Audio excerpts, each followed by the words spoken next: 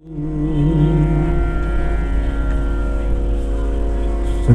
चैतन्यं शरणं शरणं गच्छामि।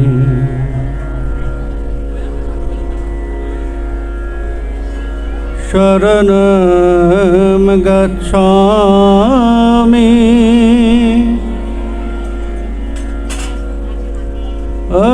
अपार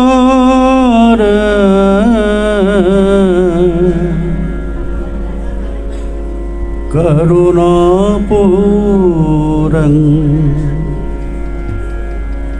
श्रीनित्यानन्दं शरणं शरणं गच्छामि।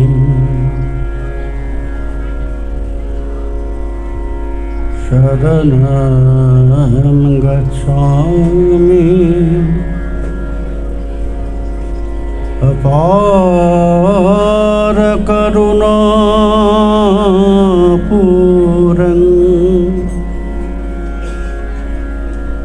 श्री अद्वैतं शरणं शरणं गच्छामि। शरणं गच्छामि।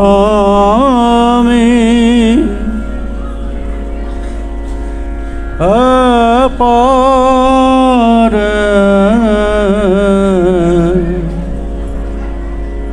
करुणापूरं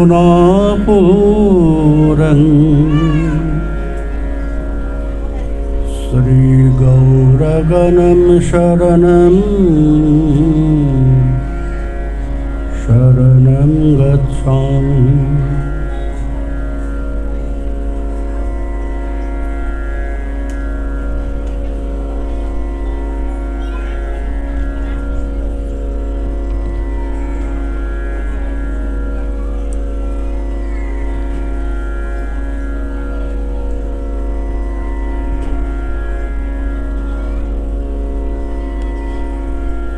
वन्देऽहं श्रीगुरु श्रीयुतपदकमलं श्रीगुरून् वैष्णवांश्च श्रीरूपं साग्रजातं सहगण रघुनाथान्वितं त्वं सजीवं साद्वैतं सावधूतं हरिजनसहितं श्रीकृष्ण चैतन्यदेवं श्रीराधा कृष्णपादान् सहगणललिता श्रीविशाखान्वितांश्च आजानुलम्बितभुजः कनकावदातुः संकीर्तनैकपितरो कमलायताक्षो विश्वम्भरो द्विजवरो युगधर्मपालो वन्दे जगत्प्रियकरो करुणावतारो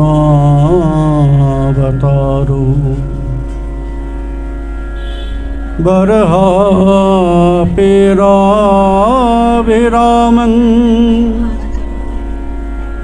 मृगमदतिलकमकुण्डलाक्रान्तगण्डं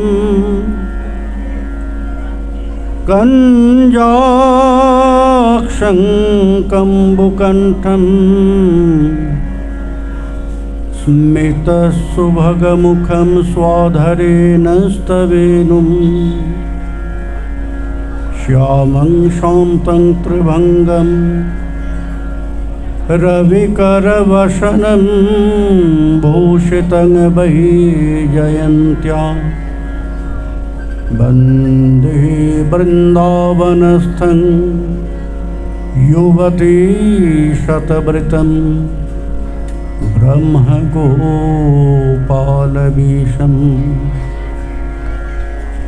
वंशाकल्पतरुभ्यश्च कृपासिन्धुभ्य एव च पतितानां पावनेभ्यो वैष्णवेभ्यो नमो नमः।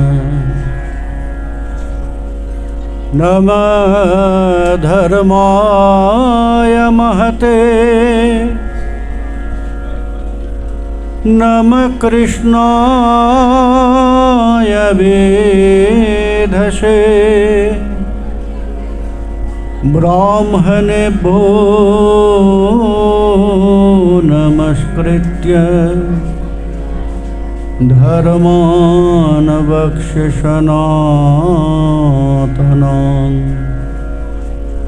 तुलसीकाननं यत्र यत्र पद्मवनानि च पुराणपठनं यत्र तत्र सन्निहितो हरिः। नारायणं नमस्कृत्य नरं चैव नरोत्तमं देवीं सरस्वतीं व्यासं ततो जयमुदीरये।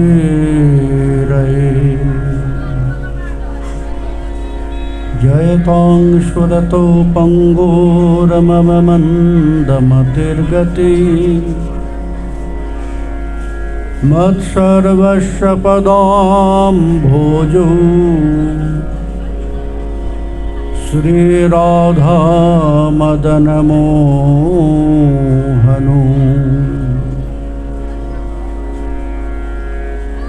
नीलाचलनिवासाय नित्याय परमात्मने बलभद्रसुभद्राभ्यां श्रीजगन्नाथाय ते नमः।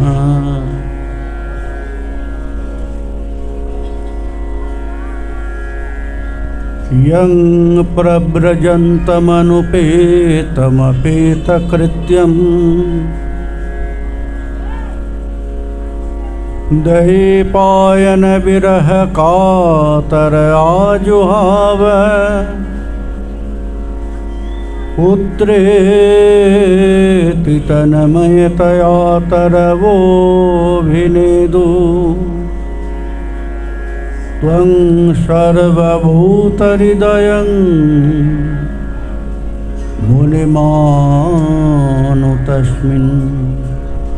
जय रूप सनातन भट्ट रघुनाथ श्रीजीव गोपाल भट्ट दास रघुनाथ এই ছয় গোসাইর করি চরণ বন্দন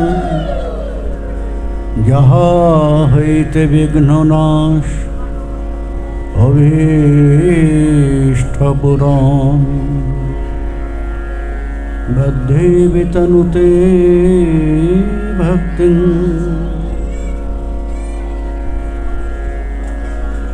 मूकमावर्तये श्रुतिं यत्कृपा त्वमहं वन्दे प्राणगोपालकं प्रभुं नित्यानन्दवंशदीपम् यदुगोपालनन्दनं गौरप्रेमप्रचारकं वन्दे मदनगोपालम्।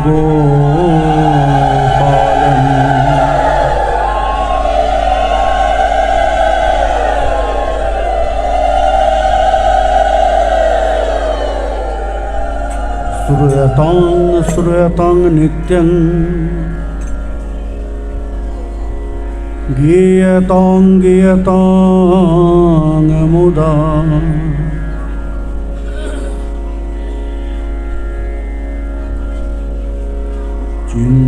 तं चिन्ततं भक्त्या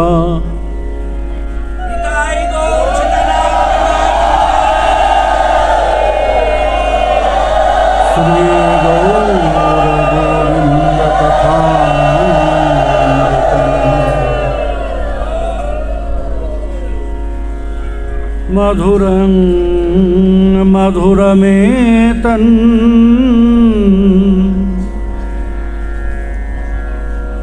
मङ्गलं मङ्गलानां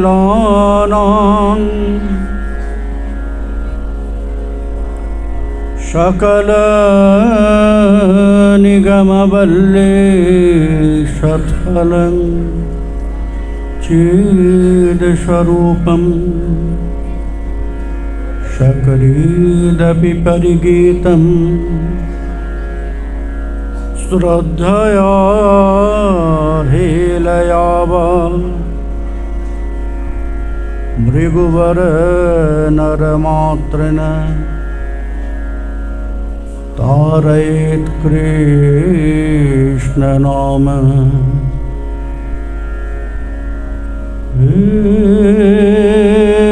भृगुवर कृष्ण नाम नरमात्रं तारयेत् हे भृगुवर कृष्ण नाम नरमात्रं तारयेत् हे भृगुवर नरमातृन तारयेत् कृष्ण नाम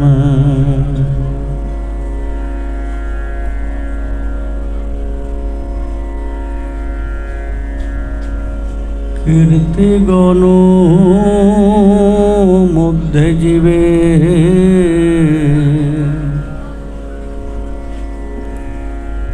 কোন বড় কীর্তি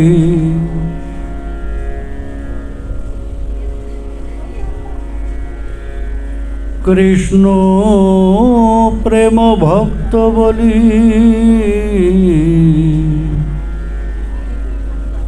যার হয় খ্যাতি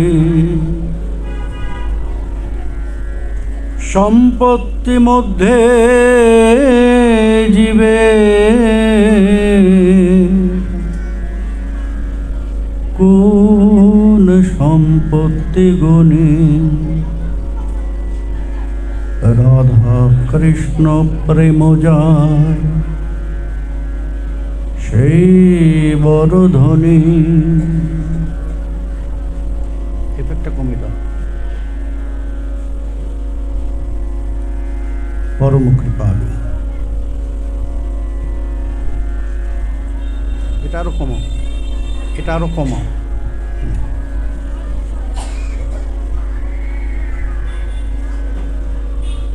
পরম কৃপালু কলিযুগ পাবন অবতার শ্রী গৌর নিত্যানন্দ কৃপাভিষিঞ্চিত শ্রীল কৃষ্ণদাস কবিরাজ গোস্বামী পাদ কলিহত জীবের পরম হিতার্থে ভবরোগের নিদান স্বরূপ পরিবেশন করলেন শ্রী শ্রী চৈতন্য চরিতামৃতম।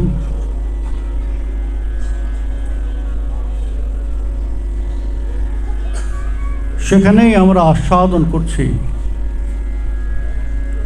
আমাদের জীবনের সার উপদেশের কথা। কি করা প্রয়োজন, ভোকালটা একটু বাড়াও, কি করা প্রয়োজন, কেমন ভাবে করা প্রয়োজন। কারণ সাধনের ক্ষেত্রে মানসিকতা, চেতনা, ভাব এগুলো বড় গুরুত্বপূর্ণ।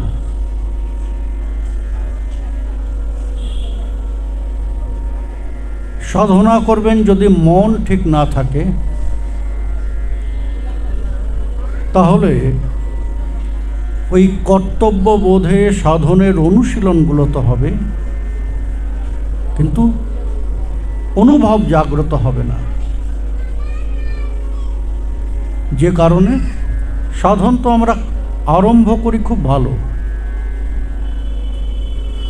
কিন্তু কিছু সময় পরে ওই প্রারম্ভিক অর্থাৎ আরম্ভের সময় যে অনুরাগ, সেই অনুরাগ ধীরে ধীরে কমতে থাকে।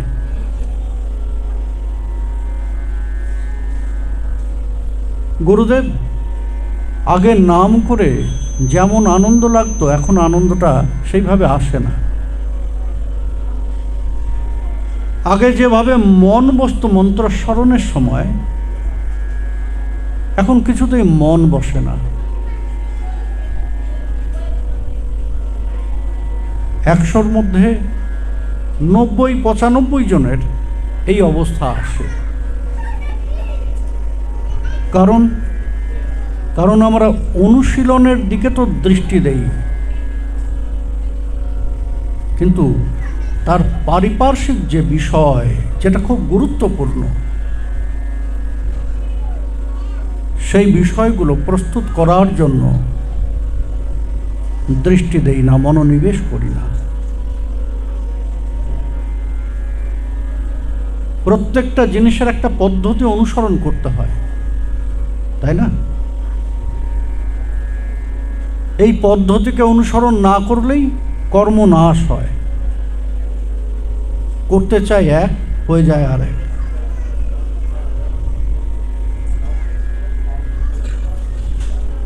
টার্গেট তো আগে জানি যে ফল এটা হবে, কিন্তু যখন আমি সেই ফলটা পাই, তখন দেখি যে সেই যে ফলটার কথা জানি সেই ফল তো পেলাম না, এটা তো অন্যরকম। তার কারণ অন্য কিছু নয়, তার কারণ হচ্ছে ওই মন, ভাব, এইগুলোকে প্রস্তুত করার দিকে আমরা মনোনিবেশ করি না। ঠাকুর মহাশয় প্রেম ভক্তি চন্দ্রিকায় আমাদের এই বিষয়গুলো বারবার বলেছেন, ধাক্কা দিয়েছেন যে মন প্রস্তুত না করে কিছু হয় না। কৃষ্ণ ভক্ত সঙ্গ করি, কৃষ্ণ ভক্ত অঙ্গ হেরি, শ্রদ্ধান্বিত শ্রবণ কীর্তন। দেখুন, একই কথার পুনরাবৃত্তি করলেন।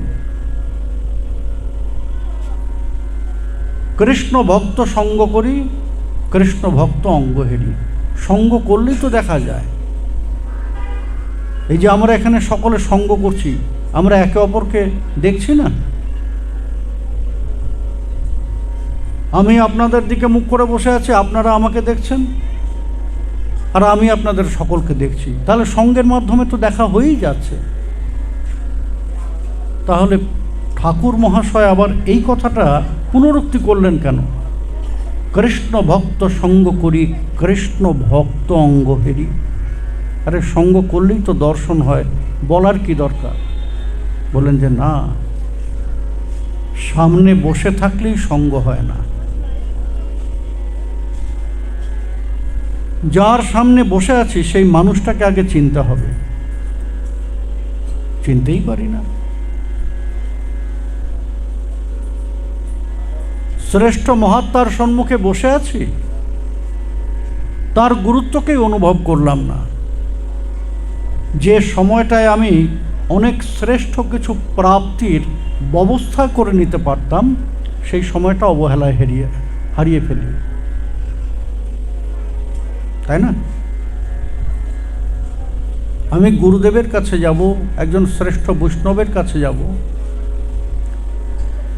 তস্মাৎ গুরু প্রপদ্যে তো জিজ্ঞাসু শ্রেয় উত্তমম। যখন প্রশ্ন করব, সঙ্গের অনেকগুলো পর্যায় আছে, সঙ্গের অনেকগুলো পর্যায় আছে। শ্রী গুরুদেবকে, তিনি আমাদের সব কিছু, তাই না? বড় বন্ধু, অর্থাৎ তার সাথে সেই অন্তরঙ্গতাটা আমাদের থাকতে হবে। তার জন্য হাস্য পরিহাস যখন যেমন জরুরি, ঠিক তেমন সময় বুঝে আমার জীবনের শ্রেষ্ঠ মঙ্গলকারী জিজ্ঞাসাটাও তাকেই করব। তস্মাৎ গুরু প্রপদ্যেত জিজ্ঞাসু শ্রেয় উত্তমম। প্রশ্ন সবসময় করা যায় না, অন্তরঙ্গতা না থাকলে হঠাৎ করে গিয়ে প্রশ্ন করা যায় না, যায়? অর্থাৎ সেই অন্তরঙ্গতাটা শ্রী গুরুদেবের সঙ্গে থাকতে হবে। কিন্তু আমরা কি করি, শ্রেষ্ঠ কোনো মহাত্মার সামনে গেলাম, ছেলেটা খাচ্ছে না। গুরুদেব আমার ছেলেটা খায় না, জানেন? কত খাওয়ানোর চেষ্টা করি বাচ্চাটাকে। আজকেই একজন বলেছে, হয়তো আছেও সে পাঠে, বললো যে সমস্যা হচ্ছে। কি সমস্যা হচ্ছে না, আমার দোকানের স্টাফ থাকে না, যাতায়াত করে। আমি বললাম যে আমি ফ্রি আছি, আমাকে নিয়ে নাও।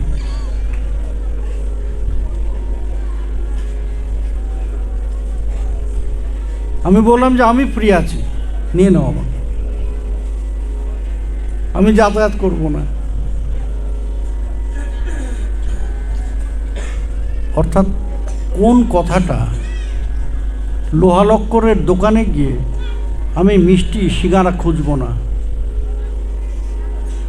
খুঁজবো তাহলে লোকটা আমাকে পাগল ভাববে। যদি হার্ডওয়্যারের দোকানে গিয়ে আমি বলি যে গরম দেখে সিঙ্গারা দিন, বলে হ্যাঁ দিচ্ছি,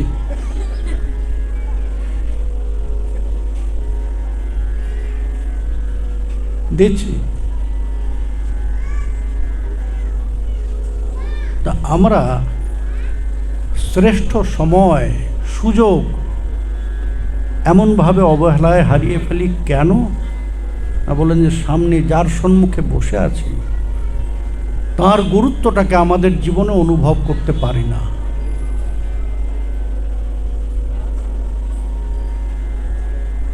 বলেন যে সব করব, তার মাঝে মাঝে আমার জীবনের যেটা প্রয়োজন, আমার জীবনের যে হিতকারী জিজ্ঞাসা, সেই জিজ্ঞাসাটাও তাকে খুঁচিয়ে আমি বার করে নেব। কারণ যেজন শ্রীকৃষ্ণ ভজে সে বড় চতুর, ধরা দেন না। শ্রেষ্ঠ মহাত্মাগণ, শ্রেষ্ঠ অনুভবী জন, তারা সহজে ধরা দিতে চান না। বলেন যে ধরা দেবেন না, তাদের সঙ্গে চাতুরি করতে হবে। চাতুরি করে খুঁচিয়ে খুঁচিয়ে ওই তাদের ভিতরের কথাটাকে বার করে নিতে হবে।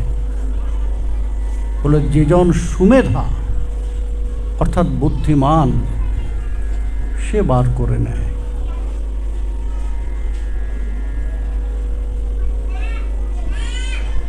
সেই জীবনের প্রাপ্তির পথে অগ্রসর হয়ে যায়। সুতরাং আমাদের চেতনা ঠিক থাকতে হবে, ভাবনা ঠিক থাকতে হবে, আর লক্ষ্যের প্রতি স্থির নির্দেশ। এই সেদিনও কোথায় শ্রীপাঠে আলোচনা করছিলাম, যারা সাধক হবেন, যারা বিদ্যার্থী হবেন, যারা শিক্ষার্থী হবেন, তাদের 5টা বিষয়ে বিশেষ নজর দিতে হয়। 5টি লক্ষণ আছে তাদের। এই লক্ষণগুলো থাকলে বোঝা যাবে হ্যাঁ তারা ওই যথার্থ শিক্ষার্থী, বিদ্যার্থী, সাধক। বলেন কি? কাক স্নানম বকধ্যানম শ্বান নিদ্রা তথৈব চ অল্পাহারি গৃহত্যাগী ইত্যেব বিদ্যার্থী পঞ্চলক্ষণম।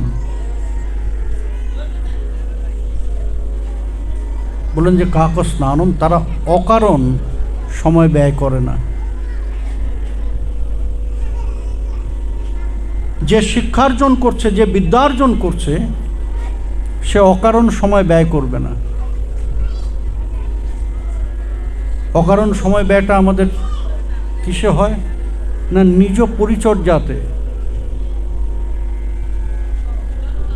বাথরুমে ঢুকলে বেরোতেই মন চায় না,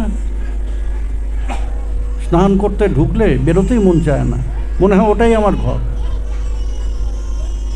এখন তো আবার সঙ্গে করে কেউ ওই মোবাইলটা নিয়ে চলে যায়।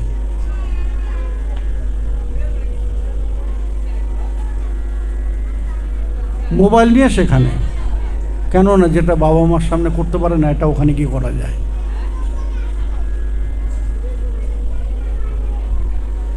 তারপর এটা গেল, ওখান থেকে বেরোলাম কোনো মতে, এবার এই ক্রিম ঘষা, ওই ক্রিম ঘষা, সেই ক্রিম ঘষা। হ্যাঁ, পরিচর্যা বলে পরিচর্যার সময় আছে, যখন সময় হবে তখন করবে। সদা সর্বদা যদি নিজ পরিচর্যায় আমি সময়টাকে ব্যয় করি, তাহলে শিক্ষার্জন করব। শিক্ষার জন্য সময়টা যে দেব, সাধনার জন্য যে সময়টা দেব, কখন দেব? কাক স্নানম, কাককে স্নান করতে দেখেছেন? কাক বা এইরকম কাক জাতীয় পক্ষী যারা, বেশি জল লাগে না তাদের স্নান করতে, একটুখানি জল পড়ে আছে, তারা তার মধ্যে দাঁড়াবে, ডানা ঝাপটাবে, সারা গায়ে জল ছিটিয়ে নেবে, ব্যাস স্নান হয়ে গেল।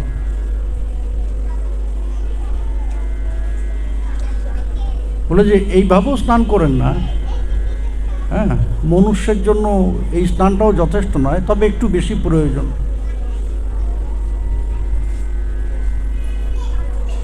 সময় যত কম, শিক্ষার জন্য, সাধনার জন্য সময়টা তত বেশি দেওয়া যাবে।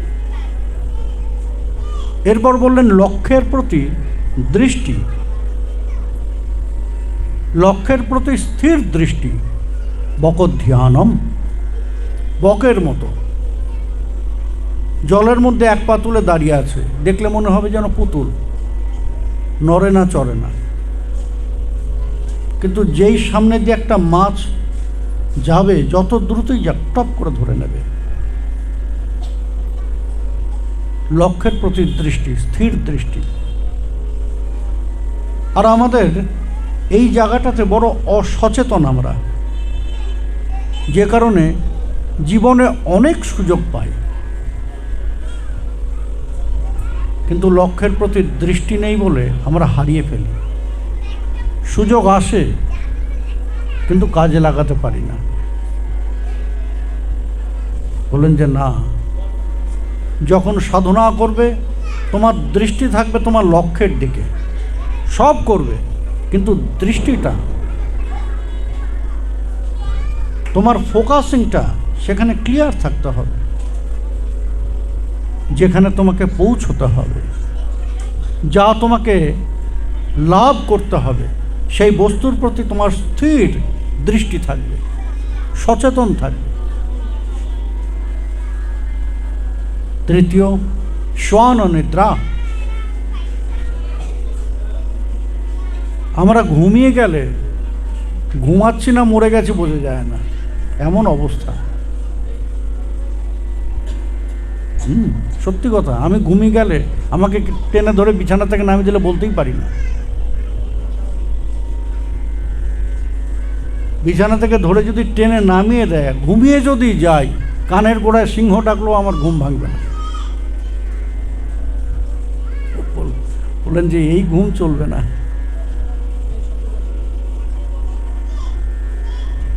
এই ঘুম চলবে না। এই ঘুম তখন যখন তুমি তোমার লক্ষ্যে পৌঁছে গিয়েছো। আর যতক্ষণ পর্যন্ত না তোমার লক্ষ্য দূরে আছে, ততক্ষণ পর্যন্ত তোমার নিদ্রাটা কেমন হবে? শ্বান অনিদ্রা, কুকুরের মতো।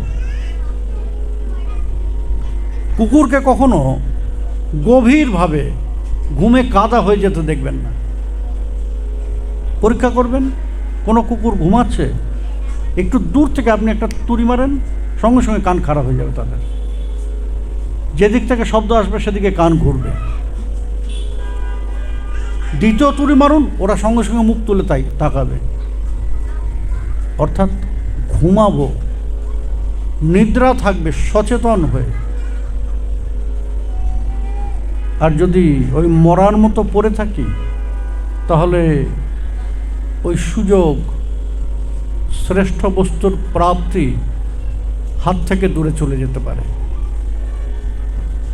কখন শিক্ষার কি প্রগতি আসে কেউ বলতে পারে না।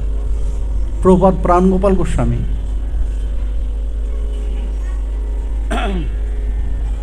এই শ্রী শ্রী চৈতন্য চরিতামৃত এবং অন্যান্য যে সন্দর্ভ গ্রন্থগুলির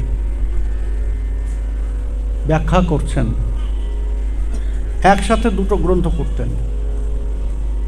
দুজন বসে থাকতো লেখার জন্য, প্রভুপাদ অনর্গল বলতেন, তারা লিখত। এবং রাত্রেও শয়ন করতেন প্রভুপাদ, তার বিছানায় শুতেন, আর পাশেই মাটিতে ওই দুজন শুতো, খাতা কলম সঙ্গে নিয়ে।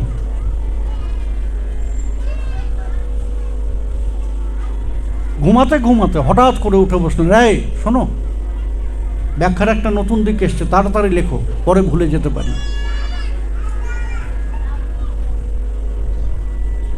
ওই রাত 12টার সময়, রাত 1টার সময়, 2টোর সময় ডেকে সঙ্গে সঙ্গে লিপিবদ্ধ করাতেন। বলে যে আমি ওই যদি পরের ব্যাপার চিন্তা করি তাহলে হয়তো ভুলে যাব, কারণ এগুলো আমার মাথা থেকে নয়, এগুলো তারা আমাকে পাঠান। পরে লিখবো, এটা করতে গেলে হারিয়ে ফেলতে পারি না। এখনই নিদ্রাটা এমন সচেতন নিদ্রা হবে, কখন কিভাবে কি চেতনা জাগ্রত হয় সেটা কেউ বলতে পারে না। কখন কিভাবে কোন প্রাপ্তির দ্বার আমাদের সম্মুখে উন্মোচিত হয়ে যেতে পারে কেউ বলতে পারে না। শ্বান নিদ্রা। তারপর কি বললেন? অল্পাহারী। ভোজন তো করতেই হবে আমাদের, তাই না? শরীর রাখা যাবে না।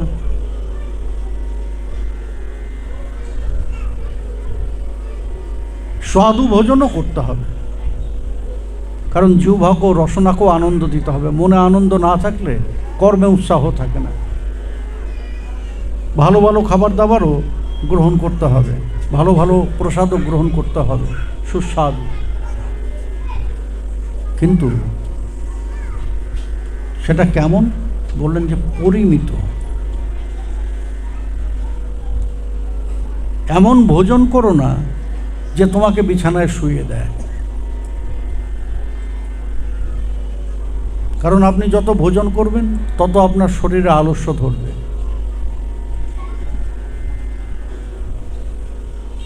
তত আপনার শরীরে আলস্য ধরবে।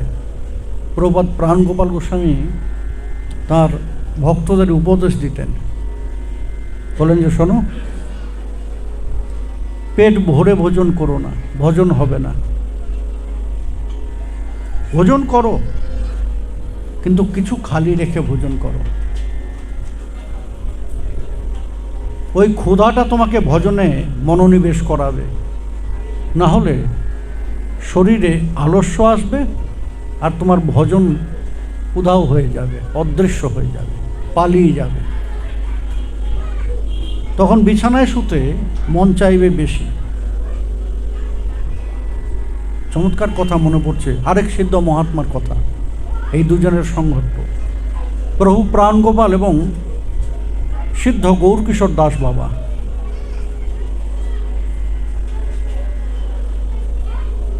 ভজনানন্দী জন, সিদ্ধ মহাত্মা, তার সকলেই নাম জানেন, গৌরকিশোর বাবা। তা একদিন প্রভু প্রাণগোপাল, এই শীতকাল, প্রচণ্ড শীত, প্রচণ্ড শীত, গৌরকিশোর বাবা ওই গায়ে শুধু একটা চট দিতেন, আরেকটা চট কোমরে বেঁধে রাখতেন, যাতে তার কেউ চরণ ধুলি না নিতে পারে।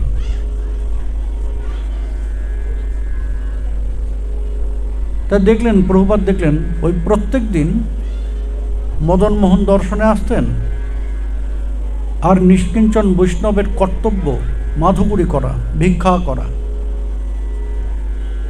তা প্রত্যেক দিন মদন মোহনে আসতেন আর প্রভুপাদের সঙ্গে সাক্ষাৎ করতেন।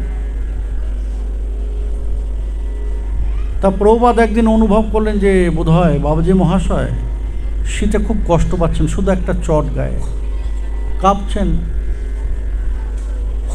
প্রভুপাদ একটা সুন্দর কম্বল দান করলেন, বললেন যে বাবাজি মশাই আপনার শীতে কষ্ট হচ্ছে, এই কম্বলটা আপনি ব্যবহার করেন। কারণ প্রভুপাদ দিয়েছেন, বাবাজি মশাই নাও করতে পারেন না, নিয়েছেন। দুদিন পরে সেই কম্বল নিয়ে বাবাজি মশাই চলে এসছেন, প্রভু এই কম্বলটা আপনি ফিরিয়ে নিন।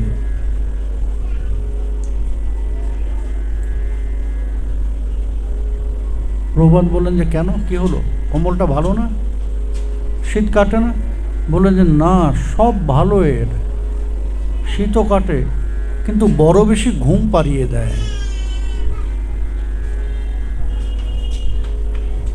এই দুদিন আমি বেশি ঘুমিয়ে পড়েছি, আমার ভজন থেকে আমার মন সরে যাচ্ছে। প্রভু বেশি আরাম আমাদের সহ্য হয় না, বেশি আরাম করব কৃষ্ণ ভুলে যাব, আমার দরকার নেই আরামের। আমার ওই চট গায়ে দিয়ে যতটুকু হয় ওটাই ভালো। আমাকে ওই যখন ঘুমোতে পারি না উঠে নাম করি, বেশি শীত লাগলে তখন ওই হয়তো তখন কষ্ট হয়, কিন্তু কি হয় না, আমার ভজনে মনটাকে ঢুকিয়ে দেয় যে নাম করলে আমার আর শীত লাগবে না।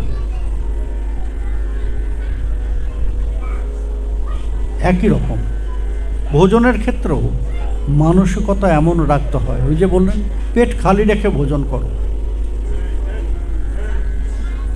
যতটুকু প্রয়োজন ততটুকু, সুস্বাদু ভোজনই করো, কিন্তু ওই গলা পর্যন্ত না। আমার মতো ভোজন করেন না যেন, হাঁ করলে ওই গলা দিয়ে মুখ দিয়ে দেখা যায় যে কতদূর ভোজন করেছে। রসিক ভোক্তা হন, আমার মতো পেটুক হবেন না। পেটুক হয়ে গেলে, আমার মতো পেটুক হয়ে গেলে ভজন হবে না। গৌর গোবিন্দ থেকে অনেক দূরে থেকে যাবেন, যেমনভাবে আমি আছি, অল্পাহারী। আর শেষটা কি বললেন, গৃহত্যাগী। ঘরদোর ছেড়ে বেরিয়ে যাওয়ার কথা বললেন, বললেন যে না,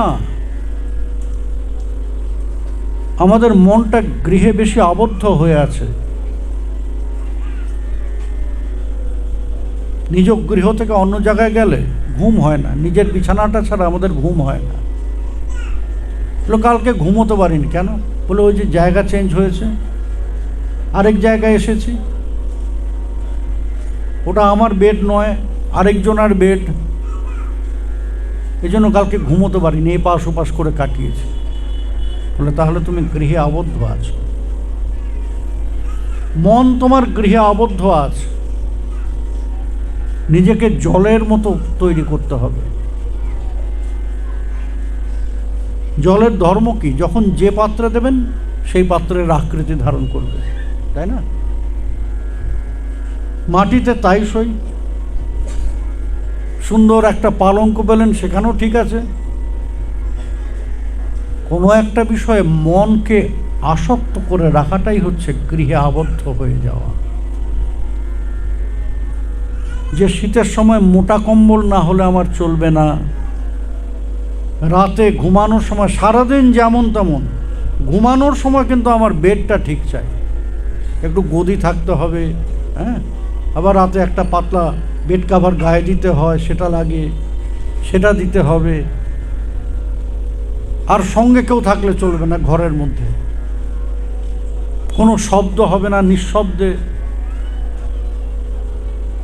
বললেন যে এত বেশি আসক্তি থাকলে ওই সাধারণ জীবনেও সাফল্য পাওয়া একটু কঠিন হয়ে যায়, কারণ কর্মের প্রয়োজন কত জায়গায় যেতে হতে পারে আমাদের, তাই না? কর্মের প্রয়োজনে বহু জায়গায় আমাদের যেতে হতে পারে। তা সেখানে গিয়ে যদি খালি বাড়ির কথা মনে পড়ে, তাহলে কি করে চলবে?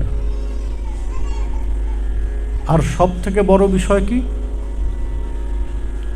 এখানে বলছেন যে ধামে শ্রেষ্ঠ প্রাপ্তির কথা। গৃহত্যাগী বলতে এখানে কি কথা বলেছেন? ওই যে ঠাকুর মহাশয় প্রেম ভক্তি চন্দ্রিকায় একটা কথা বলেছেন না, তীর্থযাত্রা পরিশ্রম কেবল মনের ভ্রম, সর্বসিদ্ধি গোবিন্দ চরণ। তীর্থযাত্রা কি সত্যিই পরিশ্রম, পণ্ডশ্রম বিষয়? তা তো নয়। ঠাকুর মহাশয় বললেন কেন এমন? তাহলে আমাদের মানসিকতার কথা বললেন।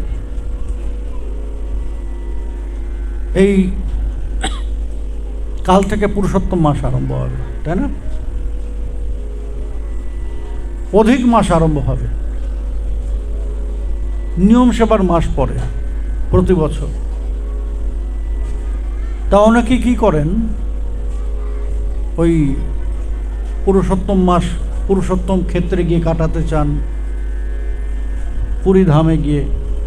নিয়ম সেবার মাস কেউ নবদ্বীপে, কেউ পুরীতে, কেউ রাধাকুণ্ডে, বৃন্দাবনে অবস্থান করে তাদের নিয়ম সেবা মাসটাকে সফল করতে চান, পুরুষোত্তম মাসটাকে সফল করতে চান। এখন কেমন সফল হয় সেগুলো? কেমন সফল হয়? ওখানে গিয়ে শুধু আমাদের কর্মের দিকে দৃষ্টি থাকে, প্রাপ্তির দিকে দৃষ্টি থাকে না। যারা যান একটু খেয়াল করবেন, আমি সত্যি বলছি কিনা। রাধাকুণ্ডের 3টে থেকে পাঠ আরম্ভ হয়। যখন পূর্ববর্তী মহান্তজি প্রকট ছিলেন, বর্তমান ছিলেন অনন্ত দাসজি, তিনি যখন ছিলেন 3টে থেকে ঠিক 3টে তিনি ওই ব্রজানন্দ ঘেরায় পাঠ আরম্ভ করতেন। 3টে থেকে 4টে ওখানে, 4টে থেকে 5টা ওই গোপীনাথে, জাহ্নবাবু ওইটাকে আমাদের পণ্ডিতজি বিশ্বনাথ বাবা তিনি পাঠ করতেন 4টে থেকে 5টা। 5টা থেকে 6টা শ্যামসুন্দর শাস্ত্রীজি ওই ব্যাস ঘেরাতে করতেন। 7টা থেকে 8টা বোধহয় একটু ব্ল্যাঙ্ক ছিল, কি নন্দলাল বাবা করতেন। আবার 8টা থেকে 9টা ধর্মশালাতে বিশ্বনাথ বাবা পাঠ করতেন। এই হচ্ছে পাঠের সিরিজ, যতদিন গিয়েছিলেন। এখনও হয়, শুধু ওই অনন্ত দাসজির ওই 3টে থেকে 4টে ওইটা হয় না। এখন যারা যান নিয়ম সেবা করতে, ওই 3টে থেকে তাদের পাঠ শোনা আরম্ভ হয়। 3টে থেকে 4টে ঠিক ঘড়ি ধরে 1 ঘন্টা, কেউ 1.5 ঘন্টা করবেন না, 1 ঘন্টাই হবে পাঠ। কারণ এটা একটা শিডিউল আছে ওখানে, সকলেই ভদ্রতার সাথে সেটা মেনটেন করেন। যে আবেগের বশে একটু বেশি করলাম, একদম সামনে ঘড়ি থাকে, দেখবেন প্রত্যেক পাঠকের সামনে ঘড়ি থাকে।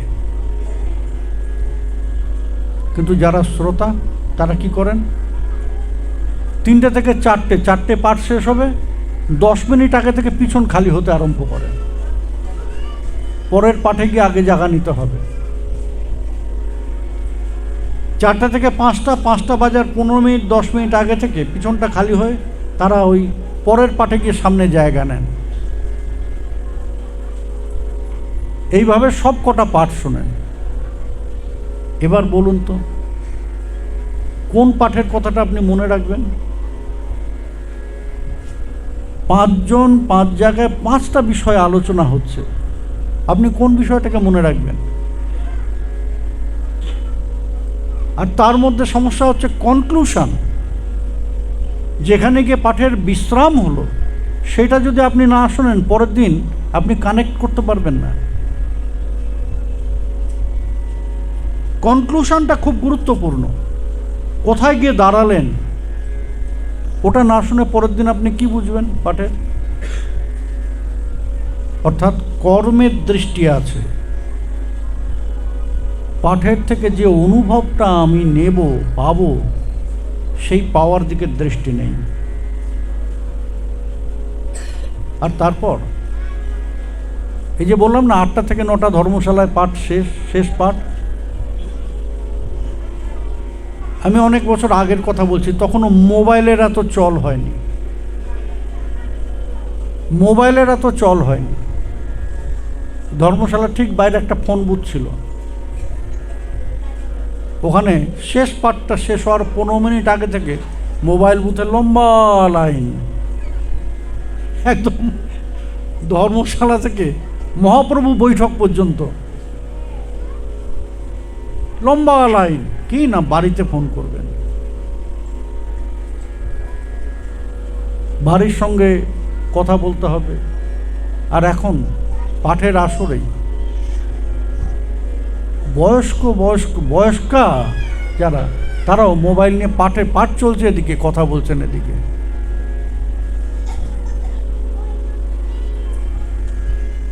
যদি বাড়িতেই মন থাকে, বাড়িতে থাকতে। কিরে খোকা, বউ তোকে খেতে দেয় তো? হ্যাঁ, বউয়ের খবর, ছেলের খবর, নাতির খবর, নাতনির খবর, আর সব শেষে কিরে ওই কুকুরটা ভালো আছে তো?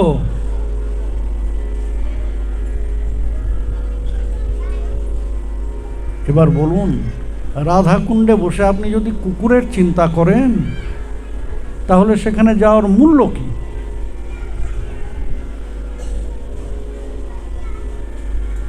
অর্থাৎ গৃহে মনটা আবদ্ধ হয়ে রয়েছে। গৃহত্যাগী হতে হবে, এভাবে আবদ্ধ হয়ে থাকলে চলবে না। ইত্যেব বিদ্যার্থী পঞ্চলক্ষণম, যদি প্রাপ্তির ইচ্ছা থাকে, প্রাপ্তির বাসনা থাকে, তাহলে এই সমস্ত কিছু থেকে নিজেকে মুক্ত করতে হবে, চেতনাটাকে শক্ত করতে হবে, ভাবটাকে সঠিক স্থানে নিয়ে যেতে হবে, যে ভাব আমাকে আমার প্রাপ্তির দিকে অগ্রসর করবে। আর সেই চেতনাটাকে পরিপক্ক করার জন্যই আজ শ্রীকৃষ্ণ চৈতন্য প্রভু জিজ্ঞাসা করছেন রামানন্দ রায়কে। বড় সুন্দর প্রশ্ন করেছেন, কীর্তিগণ মধ্যে জীবের কোন বড় কীর্তি? সকলেই কীর্তিমান হতে চায়, এমন কোনো ব্যক্তি নেই যে কীর্তিমান হতে চায় না, তাই না? লাভ, পূজা, প্রতিষ্ঠা কে না পেতে চায় বলুন? যদিও গালাগাল দিয়েছে, প্রতিষ্ঠা সুকরি বিষ্ঠা,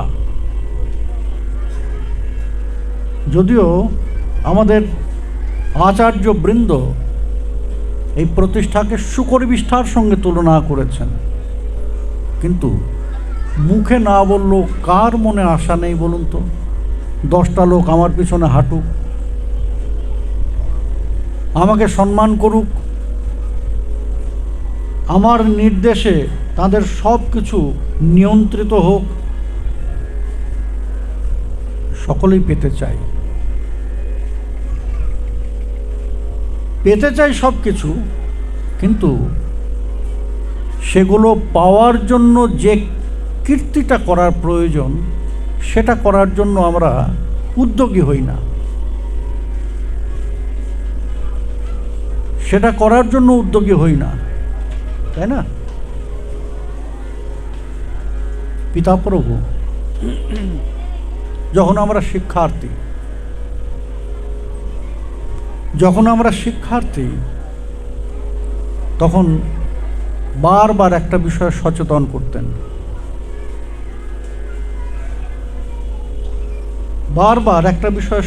করতেন, অর্থের পিছনে কখনো ছুটবে না, প্রতিষ্ঠার পিছনে কখনো ছুটবে না,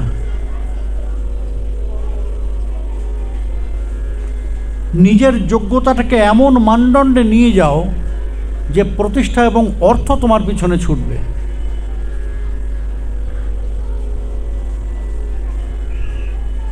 নিজের গুণকে এমন জায়গায় নিয়ে যাও যে সকলে বলবে তোমার কথা, তোমাকে নিজের ঢাক নিজে পেটাতে হবে না। কখনো নিজের গর্ব, নিজের প্রশংসা নিজ মুখে করবে না, কখনো অর্থের পিছনে ছুটবে না, আর কখনো প্রতিষ্ঠার পিছনে ছুটবে না। তোমার লক্ষ্য থাকবে একটাই, সাধনা। তোমার লক্ষ্য থাকবে একটাই, জ্ঞানার্জন।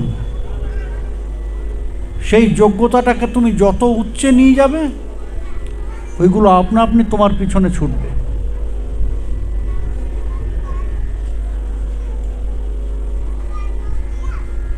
অর্থাৎ কীর্তি করার জন্য আমরা উদ্যোগী হই না, কিন্তু কীর্তির যে বেনিফিট সেটা পেতে চাই। শ্রীকৃষ্ণ চৈতন্য প্রভু এই একটা দিক, আর আরেকটা দিকের চিন্তা করে বলেন যে রায়, জানো, প্রত্যেকের মনে একটা সুপ্ত ইচ্ছা আছে অমরত্ব লাভের, বেঁচে থাকতে চায়। কিন্তু দুর্ভাগ্যের বিষয়, জাতস্য হি ধ্রুব মৃত্যু, জন্মিলে মরিতে হবে, অমরকে কোথা কবে। যে জন্ম নেবে তাকে একদিন মরতেই হবে। এটা হচ্ছে প্রকৃতির ধর্ম, কেউ অমর হতে পারে না। কিন্তু সুপ্ত সেই বাসনাটা পূর্ণ করার একটা দ্বিতীয় পন্থা আছে, একটা ভিন্ন পন্থা আছে। সেটা কি জানো? কীর্তির যস্য সজীবতি। যে শ্রেষ্ঠ একটা কীর্তি স্থাপন করে, তার নাম কিন্তু তার কীর্তির সাথে সাথে অমর হয়ে যায়। এমন কোনো কীর্তি জানো যে কীর্তি জীবকে শাশ্বত অমরত্ব দান করতে পারে? কারণ জাগতিক যত কীর্তি স্থাপিত হয় সেটা ক্ষণভঙ্গুর, টেম্পোরারি। হয়তো কিছু অধিক সময়কাল তারা থাকবে। এটা জানেন, এখন যে বিশ্বের 7টা আশ্চর্যের কথা জানি, 7 ওয়ান্ডার, এর আগে কিন্তু অন্য 7 ওয়ান্ডার ছিল। তারা ধ্বংস হয়ে গিয়েছে, এখন নতুন জায়গা হয়েছে এদের। এবং সামনের দিনে হয়তো আরও দেখব আমরা। অর্থাৎ কীর্তি যত শ্রেষ্ঠই হোক, সেটা যদি এই জগতের সঙ্গে সংযুক্ত হয়, কানেক্টেড হয়, সেটা একদিন ভাঙবে, সেটা একদিন ধ্বংসপ্রাপ্ত হবেই হবে।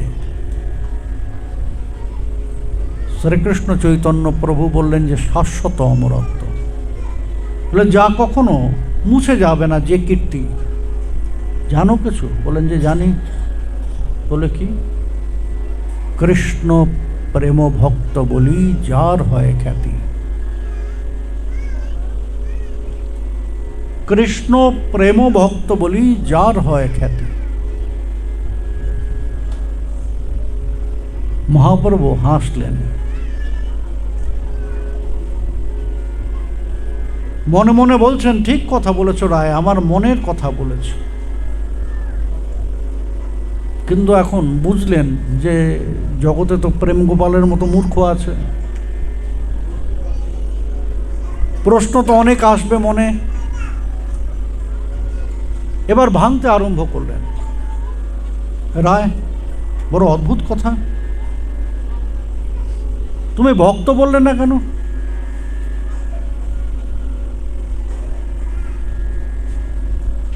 তুমি শুধু যত যত সাধক আছে, যত দেবদেবীর সাধক আছে, তাদের কথাও বলতে পারতে, শুধু ভক্ত বললে না কেন? ভক্ত বললেই তো কৃষ্ণ ভক্তকে বোঝানো যেত। ভক্ত বললেই সোজাসুজি বোঝা যেত সেটা কৃষ্ণ ভক্ত অথবা ওই শ্রীবিষ্ণুর কোনো অবতারের ভক্ত, তাই না? বললে তো বিরোধ হয়ে যাবে, কিন্তু কথাটা সত্যি। আমরা যে বলি শিব ভক্ত, কালী ভক্ত, বলা যায় না।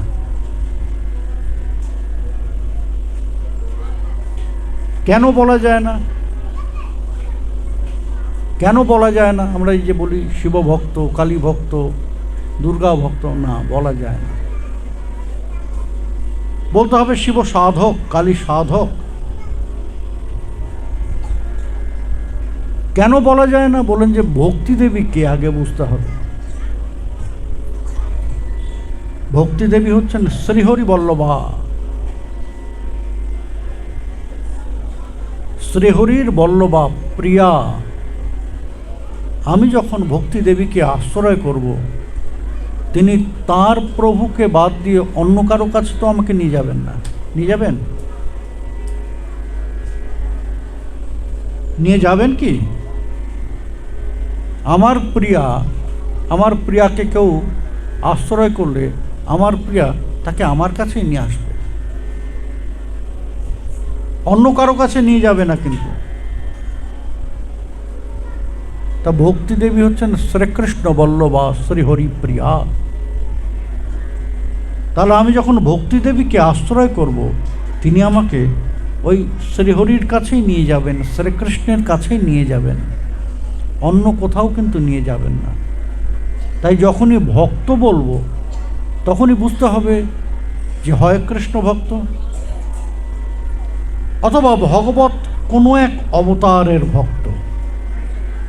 নৃসিংহের ভক্ত হতে পারে, বরাহের ভক্ত হতে পারে, হ্যাঁ, অনন্তদেবের ভক্ত হতে পারে, কিন্তু শ্রীবিষ্ণু অবতার, তার বাইরে নয়। তা মহাপ্রভু বললেন যে তুমি ভক্ত বললে না কেন? ভক্ত বললেই তো কৃষ্ণ ভক্তের কথা বোঝা যেত। বলে না প্রভু, ভক্ত বললে ওই সকলের কথা বলা হতো। আমি নৃসিংহ ভক্তের কথা বলছি না, আমি অন্য কারো ভক্তের কথা বলছি না। যদিও তাদের সাথে নাম জুড়লেও সেই অমরত্ব লাভ হয়। আজ নৃসিংহদেবের নাম উচ্চারণ হলেই কার নাম প্রথমে আসে? প্রহ্লাদ মহাশয়, তাই না? বলি মহারাজের নাম, ওই বামন দেবের নাম উচ্চারণ হলেই কার কথা মনে আসে? বলি মহারাজ। অর্থাৎ ভগবানের সাথে ভক্ত নিজের নামটাকে জুড়ে দিয়েছেন। যখনই নৃসিংহের কথা আসবে, প্রহ্লাদের কথা আসবে। প্রহ্লাদের কথা ছাড়া নৃসিংহ কথাই অসম্পূর্ণ। বলি মহারাজের কথা ছাড়া বামন দেবের কথাই অসম্পূর্ণ। এমন যে ভক্ত, এমন ভাবের যে ভক্ত, যাদের জন্য ভগবান তেমন লীলার প্রকাশ করেছেন, স্বরূপের প্রকাশ করেছেন, সেই সমস্ত ভক্তরা ভগবানের সঙ্গে নিজের নামটা সম্পূর্ণ জুড়ে দিয়ে অমরত্ব লাভ করেছেন, তাই না? বললেন যে অমরত্ব তো তারাও পায়। তাহলে তুমি, আচ্ছা বেশ, যদি এই সমস্ত ভক্তদের কথা নাই বলো, যদি শুধু কৃষ্ণ ভক্তের কথাই বলো, তাহলে বলতে পারতে কৃষ্ণ ভক্ত। তুমি তো তা বলনি, কৃষ্ণ প্রেম ভক্ত। তাহলে কৃষ্ণ ভক্ত আর কৃষ্ণ প্রেম ভক্ত প্রভেদ আছে? বললেন যে অনেক প্রভেদ আছে, অনেক প্রভেদ আছে। জানো প্রভু, দামবন্ধন লীলায় শুকদেব গোস্বামী চরণ খুব সুন্দর কথা বলেছেন। যে তুমি যে প্রশ্ন করলে না, কৃষ্ণ ভক্ত, কৃষ্ণ প্রেম ভক্ত, এদের কথা বলতে গিয়ে বললেন যে জানো, গোপী যত্তৎপ্রাপ মা যশোদা সমস্ত দামবন্ধন লীলার কথা বর্ণন করলেন শুকদেব। বর্ণন করার পরে পরীক্ষিতকে বলছেন যে পরীক্ষিত, গোপী মা যশোদা শুধু মা যশোদা নয়, মা যশোদা উপলক্ষণ, অর্থাৎ মা যশোদা এবং বৃন্দাবনের অন্যরা গোপী যত্তৎপ্রাপ বিরিঞ্চাদয়। বিরিঞ্চাদয় ব্রহ্মা, দেবাদিদেব মহাদেব এবং বিষ্ণু বক্ষ বিলাসিনী লক্ষ্মী দেবী পর্যন্ত বিরিঞ্চাদয় নলে ভিড়ে নলে ভিড়ে নলে ভিড়ে ইত্যর্থ একটা ত্রিসত্যের প্রয়োগ করলেন। একটা বৃহৎ অতি গুরুত্ব বোঝাতে আমরা এই তিন সত্যের প্রয়োগ করি। আস্তে আস্তে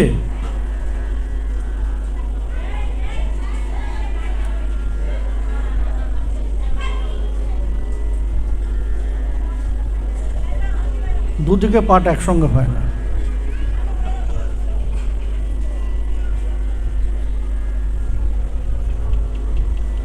আপনাদের পাঠ শেষ হলে আমি আরম্ভ করি।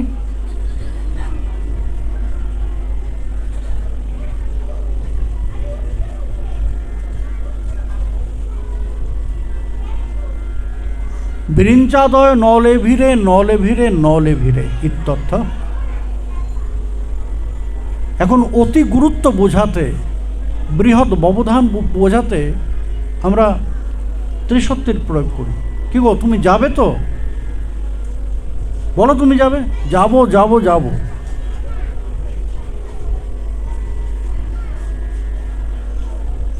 এই যখনই তিনবার বললাম যে যাব যাব যাব, তখন বিষয়টা কিন্তু গুরুত্ব আরোপ হলো, তাই না? তুমি এটা করেছো? আরে বলছি তো আমি করিনি করিনি করিনি। এই ত্রিসত্য যেই প্রয়োগ করলাম, সঙ্গে সঙ্গে বিষয়টা সত্যি হলো যে না, এই ত্রিসত্যি তিন সত্যি যখন করছে তাহলে করেনি, তখন এটা বিশ্বাসযোগ্য হয়। অর্থাৎ অতি গুরুত্ব স্থাপন করতে এই ব্রহ্মাদি দেববৃন্দ এবং বৃন্দাবনের পরিকরদের প্রাপ্তির ব্যবধান বোঝাতে শুকদেব এই ত্রিসত্যের প্রয়োগ করলেন। নলে ভিড়ে পায়নি পায়নি পায়নি। তাই নাকি? কেমন বিষয়টা? প্রভু, কৃষ্ণ ভক্ত আর কৃষ্ণ প্রেম ভক্তের মধ্যে পার্থক্যটা কোথায় জানো? একটা অতি গুরুত্বপূর্ণ বিষয়, ওই ভাব। কি সেটি? না, প্রেম, বিশুদ্ধ প্রেম। প্রীতির বৈশিষ্ট্য কি? তদীয়তাপূর্ণ, মদীয়তাপূর্ণ। ব্রজের বাইরে তারা কৃষ্ণকে ভালোবাসেন না? ভালোবাসেন। কৃষ্ণকে ভালোবাসেন, তারাও ভালোবাসেন, গভীরভাবে ভালোবাসেন, কিন্তু প্রীতিটা কেমন? তদীয়তাপূর্ণ। কৃষ্ণ, আমি তোমার। অর্থাৎ কৃষ্ণ চরণে সব কিছু সমর্পণ করে দিয়েছেন। রাখলে তুমি মারবে, মারলে তুমিই মারবে, আর কিছু আমি জানি না। বাঁচবও তোমার কাছে, তোমার চরণে, মরবও তোমার হাতে, মরবও তোমার চরণে, অন্য কিছু জানি না। যত জ্বালা যন্ত্রণা সব কৃষ্ণের কাঁধে।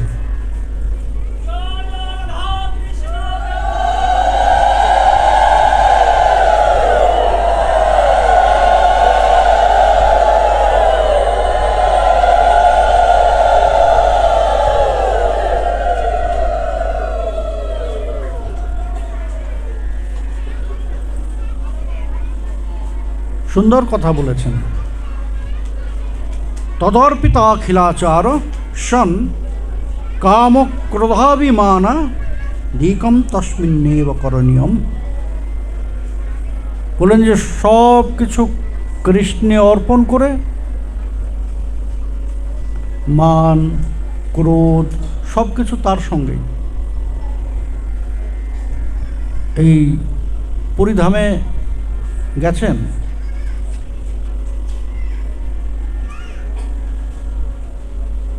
এই যারা সেবক জগন্নাথের, অদ্ভুত প্রেম, অদ্ভুত প্রেম তাদের জগন্নাথের প্রতি। এই জগন্নাথের সেবকদের, শুধু সেবকদের অদ্ভুত প্রেম নয়, আমি সমগ্র উড়িষ্যাবাসীর এটা দেখেছি। আগে ওই গর্ভগৃহে প্রবেশ করতে দিত, তা তখন ওখানে ওই প্রবেশ করেই দরজা দিয়ে প্রবেশ করে ওই কোনাটায় দাঁড়িয়ে থাকতাম। ওখানে কেউ ধাক্কাধাক্কি করে না, ধাক্কাধাক্কি একদম জগন্নাথের সামনে হতো, ঠেলাঠেলি। তো ওই কোনাটায় দাঁড়িয়ে নিশ্চিন্তে দর্শন করা যেত। আর সিঁড়ির মতো ধাপ ছিল, ওখানে দাঁড়িয়ে দেখতাম আমি। কতজনকে দেখেছি ওই সামনে দাঁড়িয়ে হাউ হাউ করে কাঁদছে, জগন্নাথকে বকাঝকা করছে, হ্যাঁ আমার এই হয়ে গেল ওই হয়ে গেল, তুমি দেখছো না একটু, তোমাকে দিয়েছি সব দায়িত্ব, অথচ তুমি দেখো না। বকাঝকা সব কিছু হচ্ছে। তাহলে কি করছো তুমি? সেবাতে বিরতি নেই। তারা তার জন্য সেবা থেকে নিজেকে সরিয়ে নিচ্ছেন না, যে আমার সংসারে এই অশান্তি হচ্ছে, এই জ্বালা যন্ত্রণা হচ্ছে, সুতরাং আমি সেবা করব না, সেবা করে কিচ্ছু পাচ্ছি না যখন সেবা করব না, তা নয়।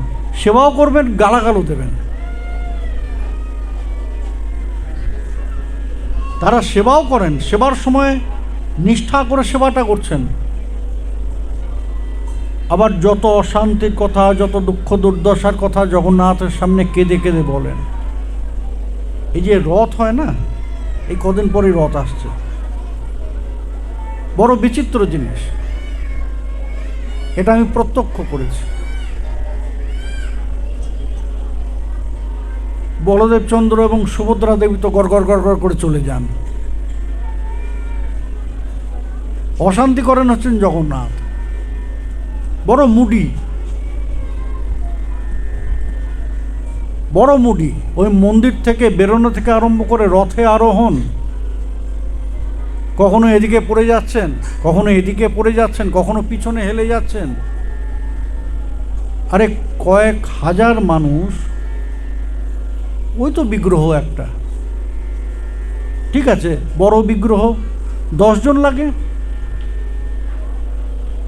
ওই একটা বিগ্রহকে 10 জন মিলে কাঁধে অনায়াসে নিয়ে চলে যেতে পারেন, তাই না?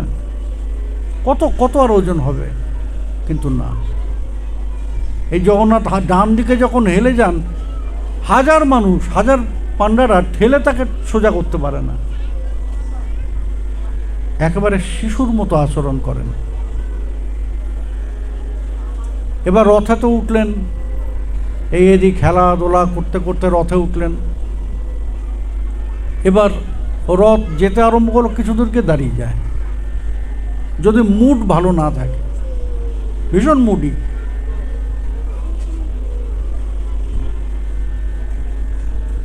আর যখন দাঁড়িয়ে যায়, এমন দাঁড়িয়ে যায় টেনে তাকে নড়ানো যায় না। গতবারের আগের বার আমি রথে ওখানেই ছিলাম, জগন্নাথ সেদিন পৌঁছলনি না মাসির বাড়িতে, পৌঁছলেনই না মাসির বাড়িতে। পরের দিন, আগের দিন হাজার হাজার লোক টানছে, টেনে জগন্নাথকে 1 ইঞ্চি এগোতে পারলেন না। পরের দিন সাধারণ মানুষ কেউ নেই, কিন্তু শুধু পুলিশগুলো, কয়েকটা পুলিশ, তারা ট্রেনে রথ টেনে নিয়ে চলে গেছে মাসির বাড়ি সকালবেলায়। গড় গড়, জগন্নাথ তখন গড় গড় করে চলে গিয়েছেন।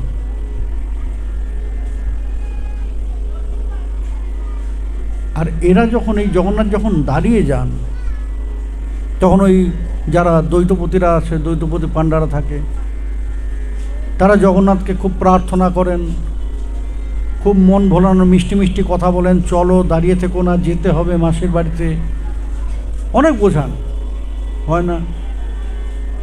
এরপর ভালো ভালো ভোগ দেন, প্রচুর ভোগ দেন, সেখানে প্রচুর ভোগ দেন, এই ভোগ সেই ভোগ। কখনো কখনো জগন্নাথ ওই মিষ্টি মিষ্টি কথা শোনায়, কিছু দূর আবার এগোন। কখনো কখনো ভালো ভালো ভোগ পাওয়ার পরে এগোন, আবার কখনো কখনো ভোগ পাওয়ার পরও এগোন না। তখন এরা বকাঝকা আরম্ভ করেন, আর বকাঝকার এই মাত্রাটা একেবারে অশ্রাব্য গালাগাল পর্যন্ত পৌঁছায়। যে অশ্রাব্য গালাগাল আমরা মনুষ্যের প্রতি দিই না, সেই অশ্রাব্য গালাগাল তারা জগন্নাথকে দেন। তারপরেও যখন হয় না, লাঠি নিয়ে আসেন।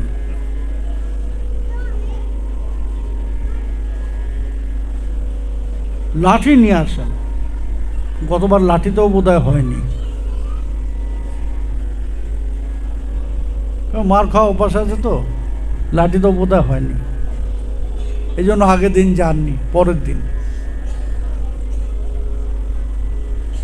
কিন্তু এদের সমর্পণটা কেমন, ওই তদীয়তাপূর্ণ। সব কিছু জ্বালা যন্ত্রণা যা কিছু জগন্নাথকে দিয়ে দেন, বলে আমি তোমার, সুতরাং আমার যত কিছু ভরণ পোষণ, যা কিছু বিপদ আপদ থেকে রক্ষা করা, সব তোমাকে করতে হবে, এটা তোমার দায়িত্ব।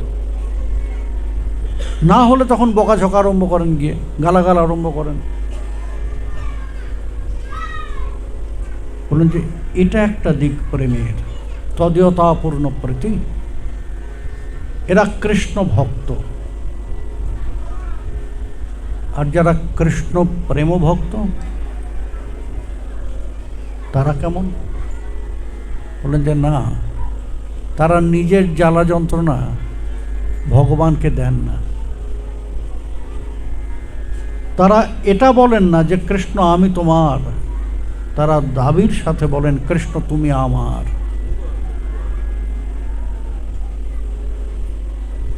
তুমি আমার, সুতরাং আমি যেমন বলবো ঠিক তেমনভাবে তোমাকে চলতে হবে।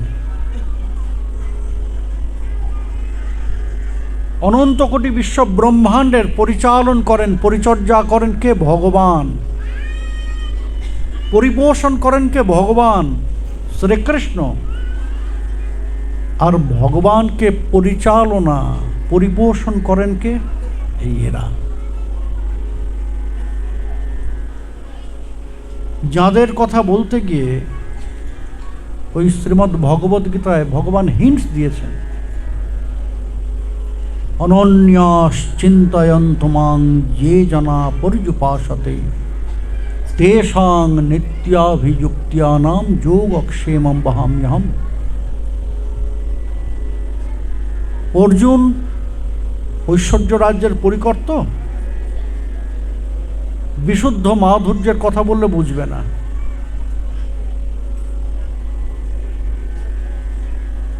প্রত্যক্ষভাবে অর্থাৎ সরাসরি বিশুদ্ধ মাধুর্যের কথা বললে অর্জুন বুঝবে না।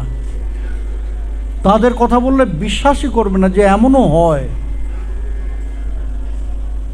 সেই তাদের কথাই একটু ঘুরিয়ে বললেন যে অর্জুন, আমি কাদের জন্য নিজেকে নিযুক্ত করি জানো? বললে কাদের জন্য? বলে অনন্যাস চিন্তয়ন্ত মাং যে জনা পর্যুপাসতে, যাদের মনে আমি ছাড়া আর কেউ নেই, যারা আমাকে ছাড়া আর কিছু জানেন না, সকলে নিজেদের আমাকে সমর্পণ করে। আর জানবে অর্জুন, আমি নিজেকে তাদের কাছে সমর্পণ করি।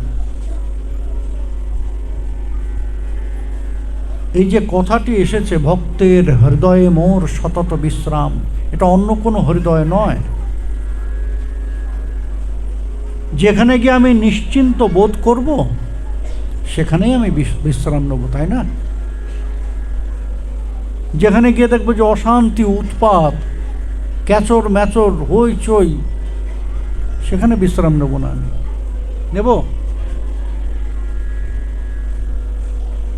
যেখানে দেখব যে আমি নিশ্চিন্ত নিরাপদ, যে আমার কোনো বিপদ বিঘ্ন কিছুই উপস্থিত হবে না, আর বিপদ উপস্থিত হলেও তার থেকে রক্ষা করার জন আছে, আমি সেখানে গিয়ে নিশ্চিন্তে বিশ্রাম নেব। ভগবান বুঝিয়ে দিলেন ভক্তের হৃদয়ে মোর সতত বিশ্রাম। কেন? এই একটা কথার মাধ্যমে বুঝিয়ে দিলেন যে তারা আমার পরিচর্যা করে।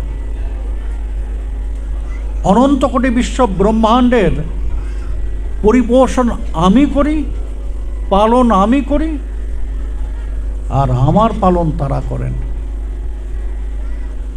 আমি ভোজন করি তাদের গৃহে, আমি নিদ্রা যাই তাদের হৃদয়ে, আমি খেলা করি তাদের সাথে, আর আমি নিজেকে লুটিয়ে দেই তাদের চরণে। স্মর গরলখণ্ডনম মম শিরসি মণ্ডনম দেহি পদপল্লব মুদারম। এই কথাটা তো এমনি এমনি আসে না। জগদীশ্বর বলছেন, যিনি অনন্ত কোটি বিশ্ব ব্রহ্মাণ্ডের অধিপতি, তাই না? যিনি স্রষ্টা, যিনি নিয়ন্ত্রক, যিনি পরিচালক, যিনি পালনকর্তা পালনহর্তা, সেই তিনি বলছেন দেহি পদপল্লব মুদারম, আমার মস্তকে তোমার ওই চরণ যুগল স্থাপন করো। এমনি এমনি তো বলছেন না। তাহলে ভগবান কোনখানে গিয়ে তাদের থেকে নিচু হয়ে গিয়েছেন? কিসে? ঐশ্বর্যে, প্রাচুর্যে? ভগবানের সাথে এইসব বিষয়ের তুলনা আমরা করতে পারি? কোনটা আমার জিনিস? এই জামাটা আমি বলছি আমার জামা, আসলে কি আমার জামা?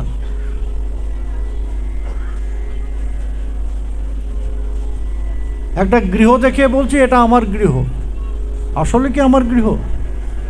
কিন্তু আমিত্ব বুদ্ধি রয়ে গিয়েছে আমার তাতে, কারণ কিছুই তো নিয়ে আসিনি। এনেছে কিছু?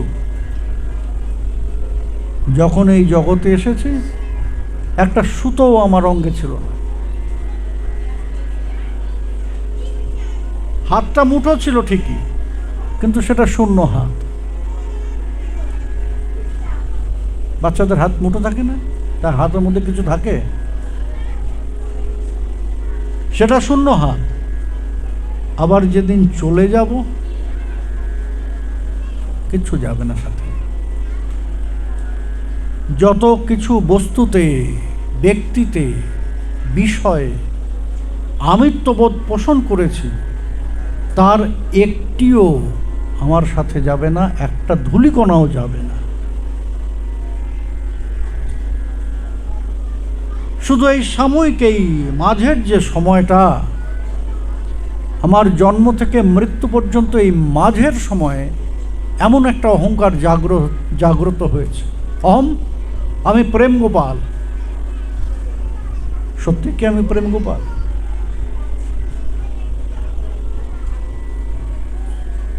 এগুলো আমার মমত্ব বুদ্ধি এসেছে।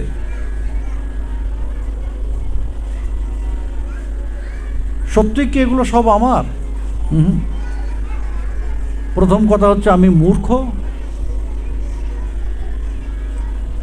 আর দ্বিতীয় কথা হচ্ছে আমি অজ্ঞানী, সামান্য চেতনা পর্যন্ত নেই।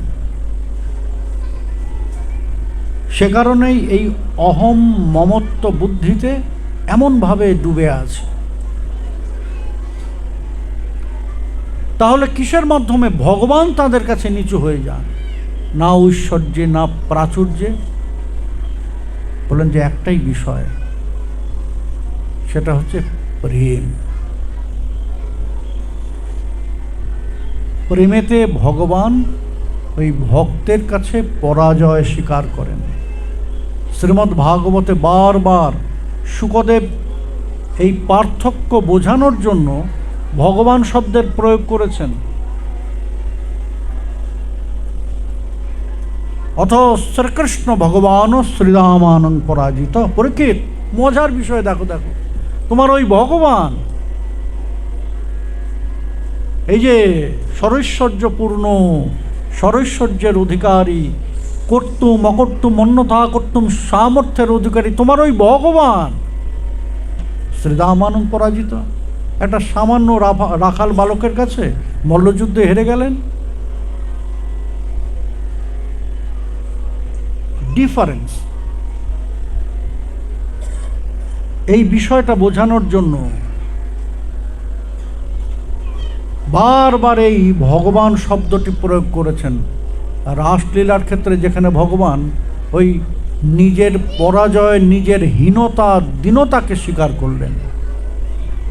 ন পারোহম নিরবদ্ধ সংযুজাম। যে রাসলীলার অন্তভাগে গিয়ে শ্রীকৃষ্ণ নিজেকে দেউলিয়া ঘোষণা করলেন যে শোনো, আগেই আমি বলে দেই, কারণ সত্যি আমার বলতে খুব খারাপ লাগছে, যদি তোমরা বিনিময় চাও,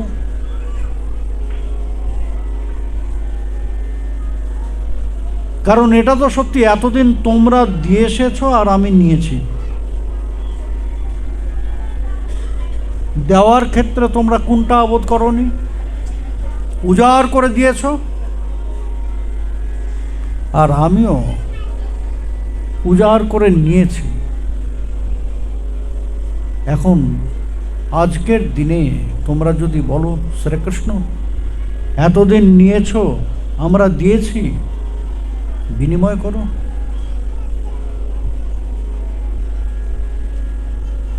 বিনিময় করো, আমাদেরও তো কিছু পাওয়ার আশা আছে, আমরাও তো পেতে চাই। এই বলে যদি হাত বাড়াও, তাই আগেই আমি কিন্তু বলে দেই করজোরে, ন পারোহম, আমি কিন্তু পারবো না। কারণ বিনিময় হয় সমানে সমানে। আমি বাজার থেকে কিছু নিতে যাব, 1 কিলো চাল কিনবো, সমপরিমাণ মূল্য দিতে হবে, তাই না? এটা গেল বাজারের হিসাব। সামাজিক ক্ষেত্রে বিয়ে বাড়ি, আমার বাড়িতে একটা বিয়ে লেগেছে, এবার সকলে নিমন্ত্রিতরা এলো। এখন নিমন্ত্রিতরা তো শূন্য হাতে আসে না, গিফট দেয়। এখন সেই নিমন্ত্রিতদের কারো বাড়িতে এমন একটা বিয়ে লেগেছে, আমারও নিমন্ত্রণ। এখন আমি যাওয়ার আগে বিচার করি, এই দেখতো আমাদের বাড়িতে ও কি উপহার দিয়েছিল।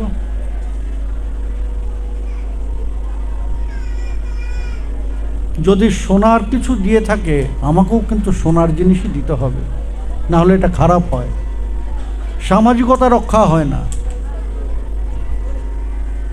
যদি সমানে সমানে না পারি, কাছাকাছি দিতে হবে। তাও যদি না পারি, অর্ধেক দিতে হবে, এর থেকে কমে দেওয়া যায় না। যদি অর্ধেকেরও নিচে হয়ে যায়, তাহলে শুধু শূন্য হাতে যাওয়া ভালো, নিয়ে নিজের ওই দীনতাকে স্বীকার করে নেওয়া ভালো। তা শ্রীকৃষ্ণ আজ সেটাই করেছেন। তোমরা যা দিয়েছ তার বিনিময় করব, সেই সামর্থ্য আমার নেই। তোমাদের অর্ধেক দিয়ে যে সেই বিনিময়ের সম্মান মর্যাদা রক্ষা করব, সেই সামর্থ্যও নেই, তাও আমার নেই। সে কারণে আমি আগেই করজোরে ক্ষমা চেয়ে নিয়েছি। ন পারোহম সসাধু কৃত্যম বিবুধায়ুষা পিব। তোমরা তোমাদের মহৎ গুণে আমাকে নিয়ে যদি এর বিনিময় হয়, তাহলে আমাকে নিয়ে নাও। তোমরা যা বলবে আমি তাই পালন করব। তোমরা বলবে কৃষ্ণ উঠে দাঁড়াও, আমি উঠে দাঁড়াবো। বলবে যে কৃষ্ণ ওখানে যাও, এই কাজটা করে এসো, আমি সেটা করে আসব। অর্থাৎ যা যা বলবে আমি সেটাই পালন করব। এটা হচ্ছে রাসলীলায়। এই রাসলীলার কথার আরম্ভ যখন করলেন শুকদেব, সেখানেও কিন্তু ভগবান শব্দের প্রয়োগ করেছেন। ভগবান ও পিতারাত্রি শারদোৎফুল্ল মল্লিকা বিক্ষরন্তুং মনশ্চক্রে যোগমায়ামুপাশ্রিত। পরীক্ষিত, ভগবান তিনি স্বয়ং ভগবান পূর্ণকাম আত্মা রাম হয়েও রন্তুং মনশ্চক্রে মিলনের ইচ্ছা তার হৃদয়ে জাগ্রত হল। যার কিছু চাই না, যিনি সমস্ত কিছু থেকে মুক্ত, নিত্য মুক্ত জন, সেই তিনি আজ গোপী প্রেমে আবদ্ধ হয়েছেন। আর যেমন তেমন প্রেম নয়, যারা দাবির সাথে, অধিকারের সাথে বলতে পারেন দামোদরাধর সুধামপি গোপিকা নাম। দামোদরের অধর সুধা, অধরামৃত একমাত্র আমাদের সম্পদ, আমাদের প্রাপ্য, অন্য কেউ এটা পেতেই পারে না। মহারাজ, তাদের সেই অধিকারের কাছে ভগবান নত হয়ে গিয়েছেন। প্রভু, এইখানেই হচ্ছে প্রভেদ কৃষ্ণ ভক্ত, কৃষ্ণ প্রেম ভক্ত। একজন শ্রীকৃষ্ণ চরণে নিজেকে সমর্পণ করেন, কৃষ্ণ আমি তোমার হয়ে গেলাম, এখন আমার সমস্ত দায়িত্ব তোমার। রাখলে তুমি রাখবে, মারলে তুমি মারবে। আর আরেকজন, সেজন বলেন কৃষ্ণ আমাকে নিয়ে তোমায় ভাবতে হবে না, শুধু তুমি আমার হয়ে থেকো, তোমার যা কিছু দেখাশোনা আমি করব, কথা দিলাম, কোনো ত্রুটি রাখবো না। এর মধ্যে তাদের অনুসন্ধানটা কি থাকে?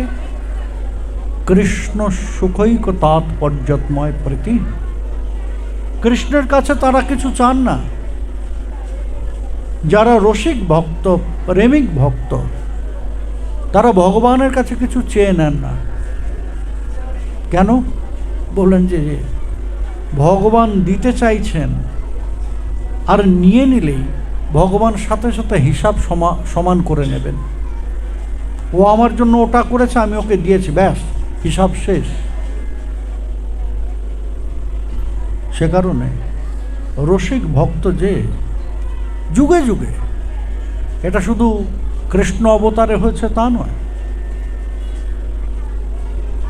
যুগে যুগে এমন হয়েছে ভগবান দিতে চেয়েছেন রসিক ভক্তকে, ভক্ত অস্বীকার করেছে, বলে না আমার চাই না। ধ্রুব মহারাজের কথা চিন্তা করুন। ধ্রুব এটা নাও, ওটা নাও, সেটা নাও, সিদ্ধি নাও। ধ্রুব মহাশয় বললেন যে না না প্রভু, তৎসাক্ষাৎ করুণাহ্লাদ বিশুদ্ধাব্দি স্থিতস্মে সুখানি গোষ্পদায়ন্তে ব্রহ্মণ্যোপি জগদ্গুরু। তোমার সাক্ষাতে আমি যা পেয়েছি, তার সম্মুখে যা যা তুমি দিতে চাইছো সেগুলো গোষ্পদ তুল্য, অনেক ব্যবধান। আমার কিছু প্রয়োজন নেই, তোমাকে কিছু দিতেই হবে এমন নয়, তুমি আমার হয়ে থেকে। পবনপুত্র হনুমান ভগবান কত কিছু দিতে চাইলেন, বললেন যে না না প্রভু, ভববন্ধচ্ছিদে তস্য স্পৃহয়ামি ন মুক্তয়ে ভবান প্রভু অহং দাস ইতি যত্র বিলপ্যতে। আমি তোমার সেবাতে ডুবে আছি, সেটাই আমার আনন্দ, এটাই আমার প্রাপ্তি। আর যা কিছু দিতে চাও জানি অনেক শ্রেষ্ঠ, হতে পারে অনেক শ্রেষ্ঠ, কিন্তু আমার কাছে তার কোনো মূল্য নেই। প্রভু তদীয়তাপূর্ণ প্রীতিতে ভক্ত ভগবানের থেকে নিতে চান, আর মদীয়তাপূর্ণ প্রীতিতে সেই ভক্ত ভগবানকে উজাড় করে দিতে চান। এক জায়গায় ভগবান দাতা, আরেক জায়গায় ভগবান গ্রহীতা, আর গ্রহীতা হয়ে ভগবান সদা সর্বদা তাদের কাছে বাধা পড়ে যান, তাদের প্রেমেতে বাধা পড়ে যান। এইখানেই হচ্ছে কৃষ্ণ প্রেম ভক্তের শ্রেষ্ঠত্ব। যেজন এমনভাবে ভগবানকে নিজের সাথে বাঁধতে পেরেছে না প্রভু, সেজন অমর হয়ে গিয়েছে। তার সেই অমরত্ব কখনো ধ্বংস হয় না। কেন না, যখনই ভগবানের নাম উচ্চারণ হবে তখনই তাদের নাম উচ্চারণ হবে। যখনই ভগবানের নাম উচ্চারণ হবে প্রেমেতে, সাথে সাথে ওই তাদের নাম উচ্চারণ হবে। তাদের কথা ছাড়া ভগবত কথা সম্পূর্ণ হবে না। শ্রীকৃষ্ণ চৈতন্য প্রভু বলুন যে ঠিক বলেছ রায়, ঠিক বলেছ, চমৎকার কথা। আরো আমার প্রশ্ন আছে রায়। কৃষ্ণ প্রেম ভক্ত বলি যার হয় খ্যাতি, এর থেকে শ্রেষ্ঠ কীর্তি আর কিছু হতে পারে না। সাধকের কর্তব্য সেই প্রেমের জন্য প্রয়াসী হওয়া। কৃষ্ণ সৌখ্যার্থ মেব কেবলমুদ্যমম, তাকে সুখী করার জন্য, তার মাধ্যমে নিজে সুখী হওয়া নয়। শ্রেষ্ঠত্ব ভগবানকে সুখী করাতে, ভগবানের মাধ্যমে নিজে সুখী হওয়াতে নয়। তার সেবাতেই আনন্দ ডুবে আছে, আনন্দ প্রবেশ করে আছে। তার সেবার মধ্যে যে মন লাগিয়েছে সে সদা আনন্দে বিভোর হয়ে থাকে। মহাপ্রভু স্বীকার করলেন, বললেন যে রায়, এর থেকে সত্যি শ্রেষ্ঠ কীর্তি হতে পারে না। এক শাশ্বত অমরত্বের সন্ধান তুমি দিলে আজ। রায়, আমার আরো অনেক প্রশ্ন আছে, সেই প্রশ্নগুলো করি। বলে না। বলে কেন? বলে দিন শেষ হয়ে গিয়েছে।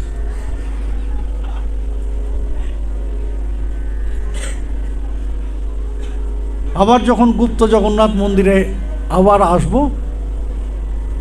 তোমাকে নিয়ে, তখন জগন্নাথের সামনে বসবে, আবার আমরা এই প্রশ্নোত্তর পর্ব করব। দিন শেষ হয়ে গিয়েছে, সময়ও শেষ হয়ে গিয়েছে, 10:30 বাজে। সুতরাং এখন প্রসাদ গ্রহণ করো, বিশ্রামে যাও। তখন বিষয়ে আর পিতা মাতাদের সন্তানের প্রতি কর্তব্য ধর্মান্তরীণ বাচ্চারা ধর্মের প্রতি কোনো